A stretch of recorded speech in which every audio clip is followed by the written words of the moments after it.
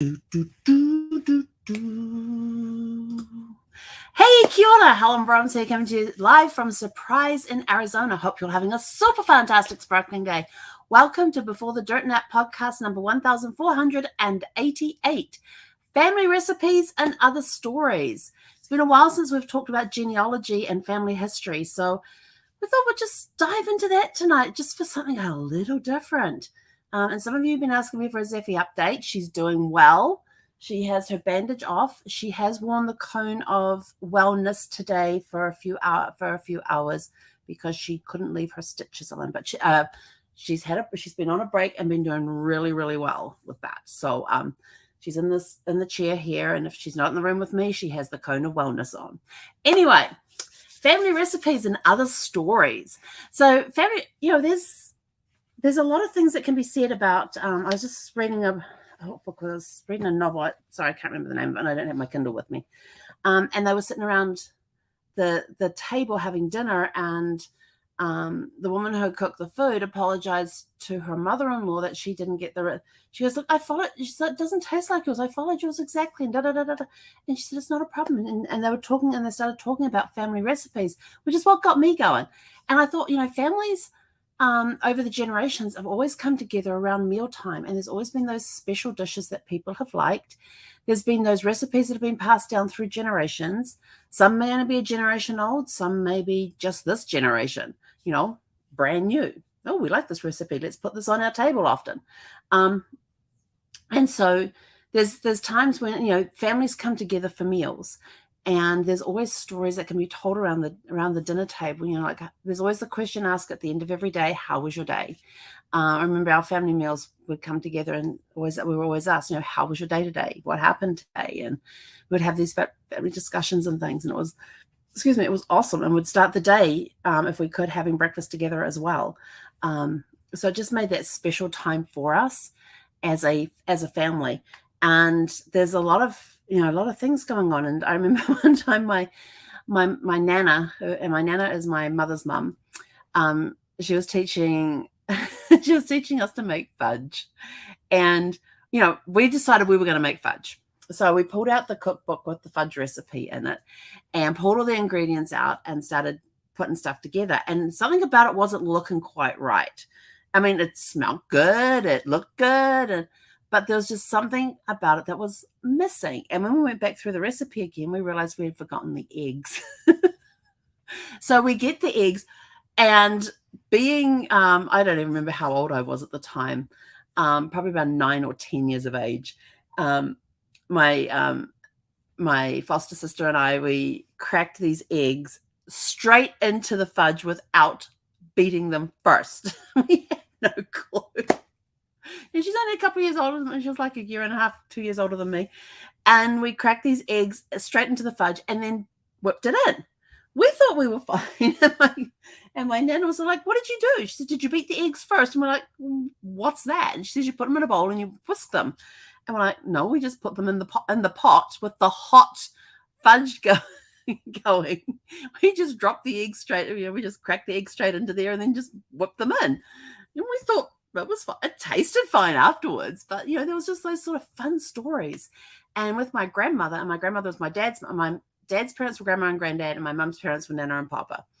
And with my dad's grandma, I always remember she taught me how to take 2 eggs and crack them open at once. I'm a little rusty at that right now, but I'm getting back into the habit of it. But it was always cool that I had these little hands and I could crack 2 eggs at once and put them into the bowl and then whisk them up. But we always got to help her make chocolate chip biscuits and peanut butter biscuits. No, peanut biscuits.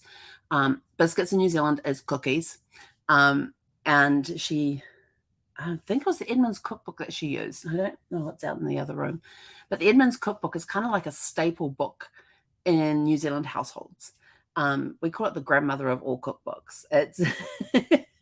It's got just dishes from all sorts of you've got egg recipes, you've got cake and biscuit recipes, you've got hot desserts, cold desserts, how to cook meat, how to cook a roast, how long it cooks for, depending on the cut that it is. There's a little chart in there saying, if you've got lamb and it's a leg and it's got the bone in, then this is how long you cook it for.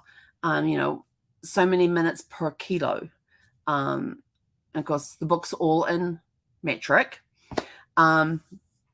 Or a piece of beef, which is X number of minutes per kilo.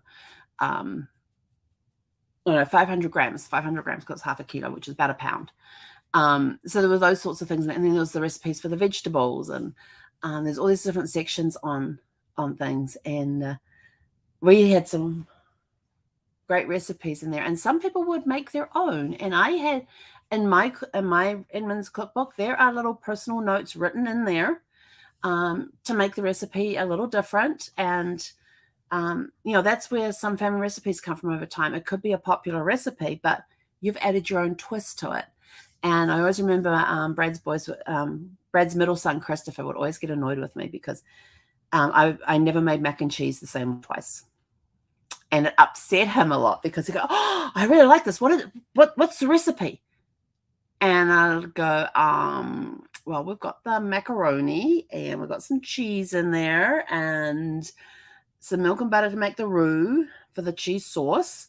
And then there was a bit of this and a bit of that. And I just opened up the cupboard and threw stuff in, or the fridge and threw stuff in. There was times there was meat in there. There's times there's some vegetables in there, different herbs and spices at times. And he was like, "Why don't you write this down?" I go, "Because I don't think of it at the time." I said, "It's a pinch of this, a dash of that, just a quick shake with a dash." And I said, it just whatever strikes me at the time to cook. And for me, recipes were a foundation. And then you played around with them. Sometimes I wrote notes on them because I thought, I really like that one, and I did this to it. But there's different family things that happen around the table. Like, if you have a family recipe that's been passed down through the generations, where did it come from? What is the original story behind that recipe? Who was the first one that created that recipe in the family, and then it's been passed down through generations? Do you have a cookbook that has or a box of cards, a box of recipe cards that have been passed down through generations? What are some family food traditions that you have? Do you have special meals for certain holidays or family events? And what's the stories behind those meals? Most people get together for, in the States here, people get together for Thanksgiving. Are there some traditional dishes? Now, I know that most people may do a turkey. There'll be stuffing. There may be a sweet potato casserole. Oh, that's a really good one. I did that one time in the crock pot. And my youngest one, Josh, he wouldn't taste it. But I said to him, "Hang on, you help me make this. Don't you want to see how it turned out?" And that's how we got him to try the sweet potato. When it had marshmallows on top too, it was really good.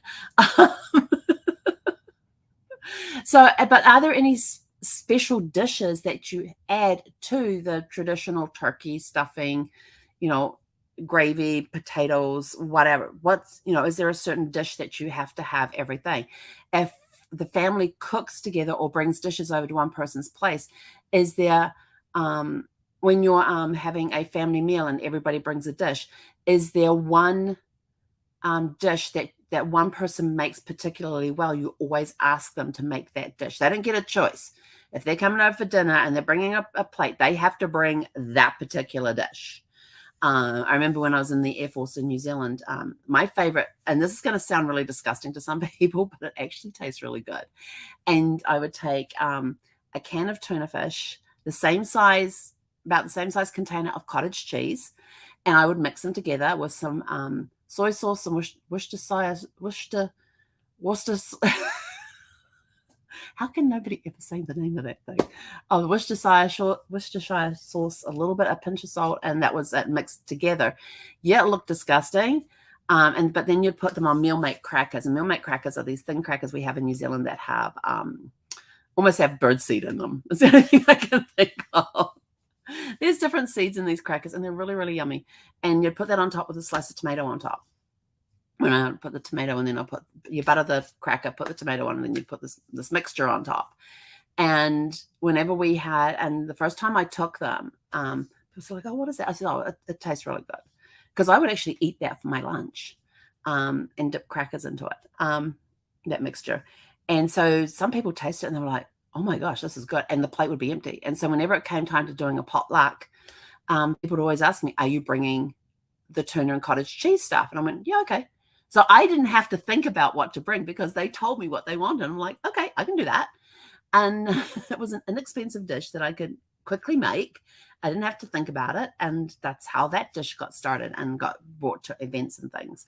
And I made it one year for, I was telling Brad the story one time. He goes, tuna and cottage cheese? I saw ya. And so I actually made it one time. And he was like, I'm not sure about this because, cottage cheese and tuna mixed together. And then you got these brown sauces mixed in there. It doesn't exactly look appetizing, but he tried it. And he was like, it's not too bad. It's not too bad. He says, I would eat that. I wouldn't request it, but I would eat it if it was there. So I was like, okay, we got that one done. So that's how that recipe got started. Do you have, the Great Kitchen Disaster? Everyone has one story where the recipe went hilariously wrong. Could there be a great way to add some humor to that? My big faux pas was with, I'm just trying to think of anything else. I know we had the fudge was that story where we left out the eggs and we've got to, and the eggs were the last thing we added and we just threw them into the pot with the hot fudge. So we had that. What about cooking? So another one is like learning tales of learning how to cook traditional dishes with older family members. Now it could be a grandparent, it could be an aunt or an uncle, somebody that has taught you how to make a particular dish very, very well. I've seen videos of Italian women showing their grandchildren or their nieces and nephews how to hand make pasta or ravioli or any type of pasta, ravioli, the noodles, the spaghetti, how they make it by hand. And that's part of, the cultural influence comes into that from their home country and things. And so are you from another country and you've brought across with you these recipes that are based from your country that you've brought over here and introduced to your family here, maybe your new family, you may have married into a family, but you brought these recipes in and now you're showing them how to cook these recipes. Remember, Christopher always has this thing about ethnic foods and things. And one day he wanted to make butter chicken. I can still remember my kitchen. Now, I am a tidy cook and a tidy chef. Every time I cook something or bake something, I'm cleaning as I go. This was one time I don't know what the hell hit my kitchen. But Chris decided he wanted to make butter chicken. So I said, okay. So I said, well, get me the ingredients. I'm about to go to the grocery store. Go and get me the ingredients, the list of ingredients, and we'll make the butter chicken. He's like, oh, okay. And so he disappears for like about 30 minutes. And I'm like, and so I get him to come with me as well. And so we made sure and he had this list. He had a list. And so we went to the grocery store. We got his list. We got our normal grocery shopping and all of that and come home. And he gets set up in the kitchen. Now, he was still learning to cook at this point. I sat at the kitchen table, in the breakfast area there, and kind of supervised. But he got everything. He got all his ingredients out. He got all the bowls out. He got everything out that he needed. And then he set his laptop up on the island. And I had this nice big island that was like nothing on it. No appliances were on there. No sinks were on there. It was just counter space. And I love my island. And I have the same thing here with the kitchen that I have here. I have this nice empty island. It's awesome. I love it. But he covered every single inch of that island. By the time he had finished, I couldn't tell. It was it was a mess. But he starts cooking this stuff, and he goes over to the laptop, plays a piece, stops it, goes and does what it says, then goes back and watches the next step and goes back and does what it says. And I'm like, hang on, I thought you told me that butter chicken was a very easy recipe, that you're doing the easy recipe. He goes, oh no, I decided to do the gourmet one. I'm like, okay. And we had all the ingredients for the gourmet one. I'm like, okay. And then it comes up in the video and it said it had to sit and marinate for like 5 hours or something. And it's like 6 o'clock in the evening. I said, yeah, that's not happening. It's like 5 o'clock, I think it was. And it had to marinate for 5 hours. And I'm like, yeah, no, that's not happening. I said, you can marinate it for an hour and then continue on with it. So he's like, okay. And I said, and while that's marinating, you can clean up. and so your work surface is ready for the next steps that come. So he actually did that. And then he gets it out for the next one. 9 o'clock that evening, Brad and Chris finally sat down and ate this chicken. And it turned out really good. It turned out really, really good.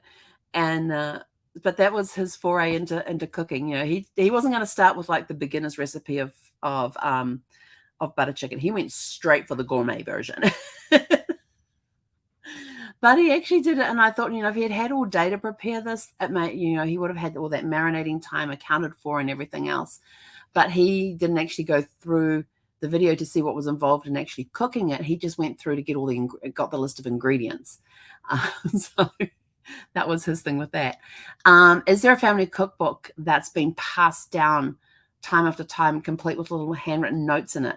Some of my cookbooks have places where I've put notes in them. I have this really cool cookbook, which is called Cakes, Biscuits, and Slices. Cakes, Biscuits, and Slices. It's one of my Australian Women's Weekly cookbooks. And it just has all these different cake recipes in there. It had cakes and slices. It has all these different cake recipes in there, and then all these slices, cooked and uncooked slices. And every year on their birthdays, I would say to the 3 boys, which cake would you like made? And they would go through the thing. And in there, I would put down the name of the person that I made that cake for and the date. So we knew that it was a birthday cake for that particular person. And there was one, it was a peanut butter butterscotch or something like that. I think it was. No, peanut butter caramel. It was either butterscotch or caramel. I can't remember which, but it was definitely peanut butter. And Chris won that 2 years in a row. So his name's in there twice with that one. But, you know, and any changes that I've made to the recipe, I noted in there. Like if I didn't have a particular ingredient, what did I substitute it with? And the cool part was in the back of the book, there was a list of substitutions that you could do. So there was that. Recipe adaptations. You know, how have you altered recipes over the time? Do you have a recipe that you've turned from being a meat recipe into being a vegetarian recipe? Or maybe you've made it gluten-free. I did a mac and cheese one time, and there was no pasta in there. It was completely gluten-free, 100% dairy-free. And my youngest one, Josh, who was at the time the pickiest eater around, ate like 2 servings of that before we told him there's actually no cheese in there. Those are not breadcrumbs on top. The pasta you're eating is not normal pasta had been made with spelt. It was like completely gluten-free and dairy-free, and he had 2 helpings of it before we told him what was actually in there, that there was no real cheese in there. It was actually tofu cheese. But he ate 2 helpings. I think he ended up with having 3 helpings of it. So you know, there's making those little changes to recipes to help suit the family and their lifestyle. Or maybe you can't use an ingredient because of a religious reason or a cultural reason, or an allergy in the family. So you've got to substitute a recipe. So you've got to substitute something in the recipe to help replace that item that was in there. What can you replace it with? So making those little notes in the margins of the recipe books. I remember one time that a friend had this cookbook that used to be her mother's, and in there are the most exquisite drawings in the margins and things. And when she was cooking when she was making a recipe or stuff, in that wait time, she'd just sit there and doodle in the margins of the cookbook. It was an incredible cook, and it's like coming apart at the seam, on the back end of it, or the book binding starting to come apart because of the amount of use it's had over the years. It's just that cookbook is just incredible. I just sit there like eyes as big as saucers and just looking through this cookbook, and there's little like quotes that she's come across at the time that she'll just write into the recipe book. Absolutely nothing to do with food or cooking. There would be the handwritten notes for the changes to the recipes, but otherwise she'd have doodles in there. She'd have little quotes she came across would be in there. There'd be newspaper articles tucked in there for some reason. But it was just a really cool, like a journal cookbook. It was absolutely fantastic. First time cooking stories. You know, when you trying to learn to cook, how do things turn out? Well, I got to tell you my bread story. So my my bread story. Oh my gosh, my bread story. So I actually gone and stayed with my aunt down in Invercargill, which is right down the bottom of the South Island. And she was a school teacher. And we'd gone to the school, and she was at a school for children with disabilities. And she had the most amazing students. It was so much fun. The week I was there, I went in one day and helped them. It was coming up to Easter, so we made Easter eggs. And so we had the flour out on the thing. We put the spoons, the impressions of the back of the spoons into the flour for the marshmallow to be poured into to create that half of the egg. And then we stuck them together and dipped them in chocolate. And then we also made hot cross buns. I absolutely adore hot cross buns. I love them. It's a spice bread with some dried fruit in it, and you make them into buns. You put the cross across the top as an indentation, and then you put this flour and water mixture into the indentation to make a white cross on top of these buns. And so I learned to make those there, and they turned out pretty well. And I thought, well, that was under my aunt's eye. So I was what was that? So a few years later, I remembered this baking lesson I'd had with my aunt with yeast. And and so I thought, well, I'm going to make some bread. And so my husband at the time was out with his best mate. And I thought, well, I'll surprise them when they come home. We'll have fresh bread for lunch and we'll make these fresh bread sandwiches. And, I had all the lettuce, the sliced tomato, the cheese, the cold meats, all of that stuff there. I think we had leftover roast, so we had that sliced up for that.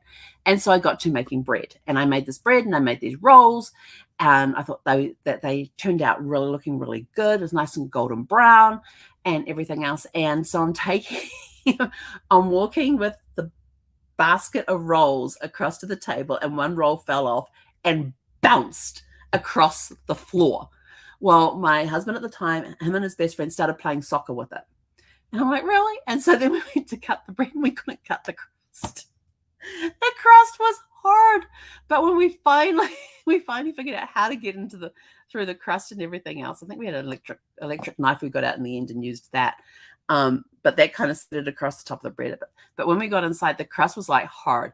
But inside, it was pillowy, soft, beautifully made bread.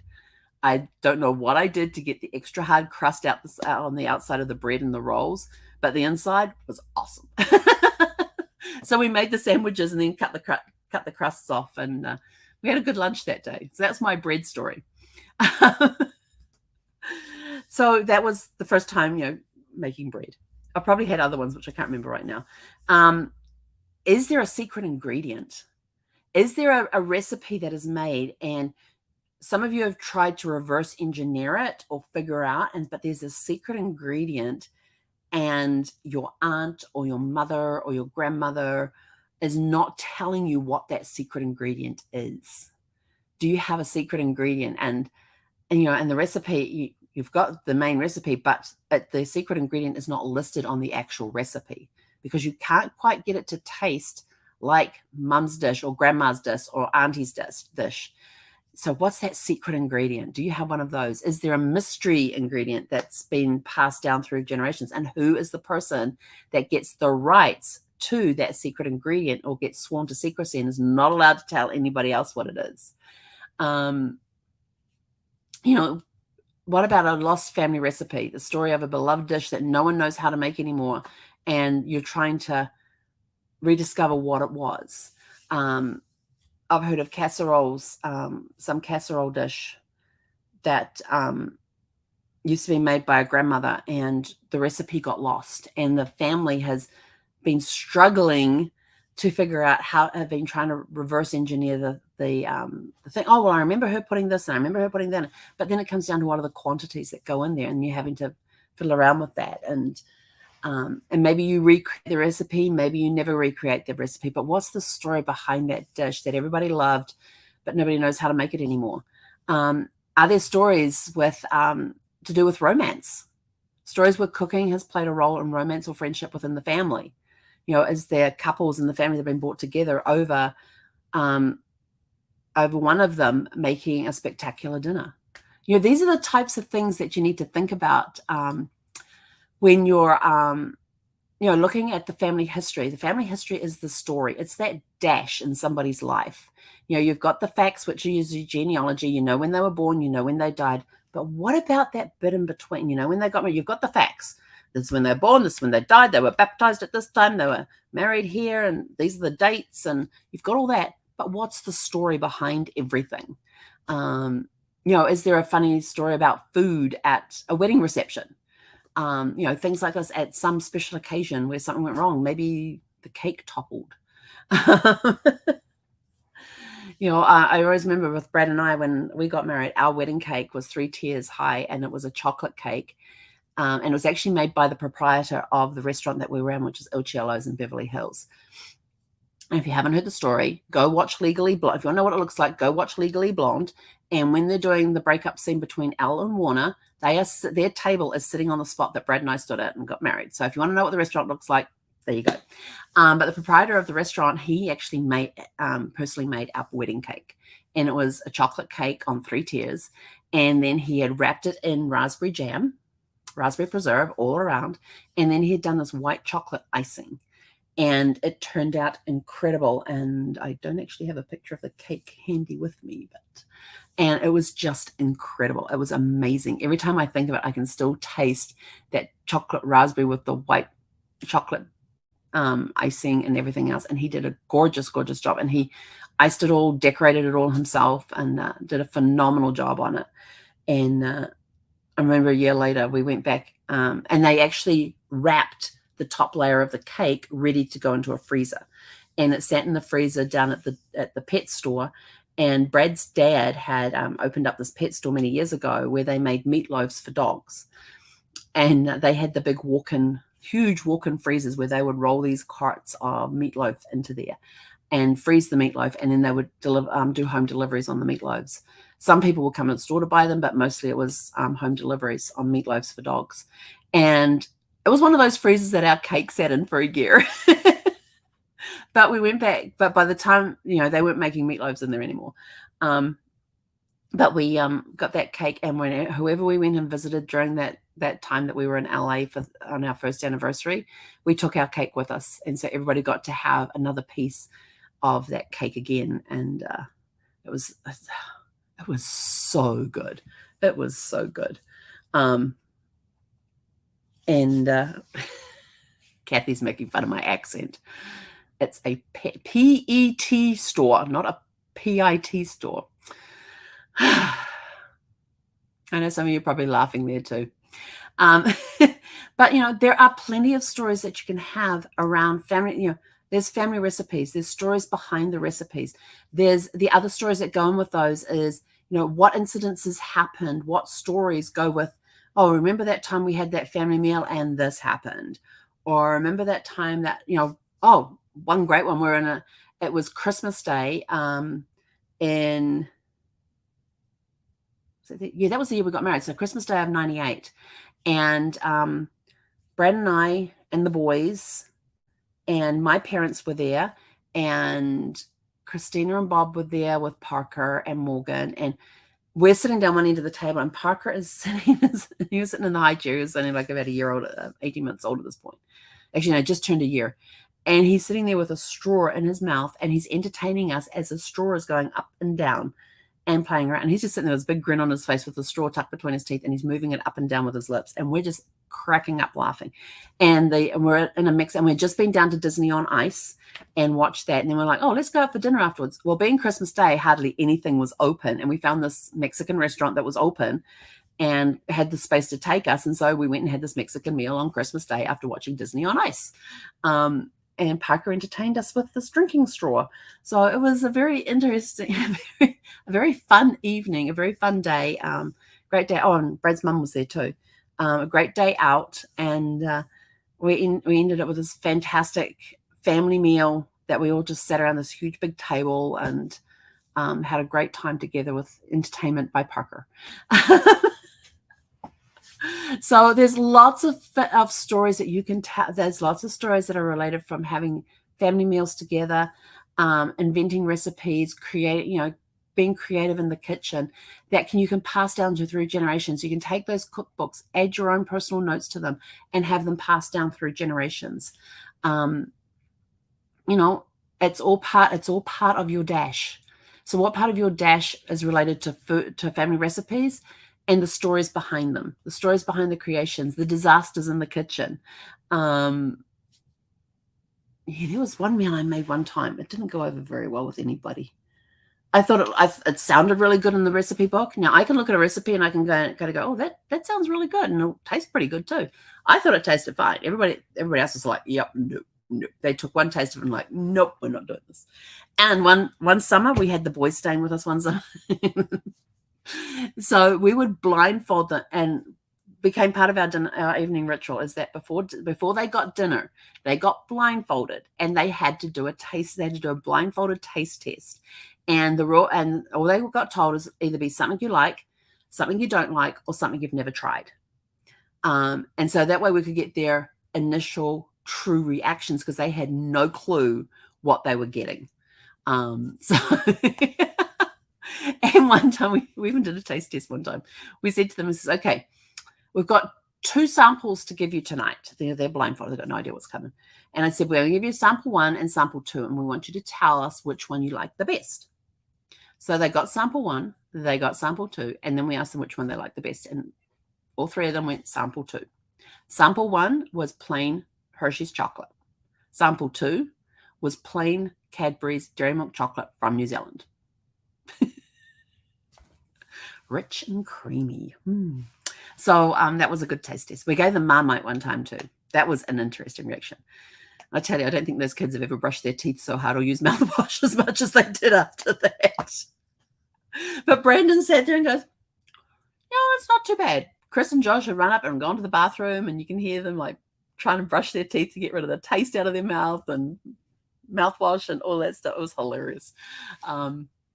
And then other nights they got to try different fruits that they had never tried before. And it was all about expanding their tastes and introducing them to foods they've probably never been exposed to as well. So it was a great time that summer doing that. But anyway, that's enough stories for now. What are your favorite family recipes? What are some of the stories that you have related around food? Let us know in the comments below, because I'd love to read the different stories that you have related to family recipes, food, kitchen disasters. What's that one? Do you have a dish that you are known for that every time there's a potluck, you get asked to bring that dish? Do you have one of those dishes? But let us know in the comments below about some of your food stories and things like that too, because we'd love to hear about them. So without further ado, that's us for today. Have a super fantastic sparkling evening, and we'll catch you guys back here at 6 p.m. Pacific tomorrow evening. Hei konera.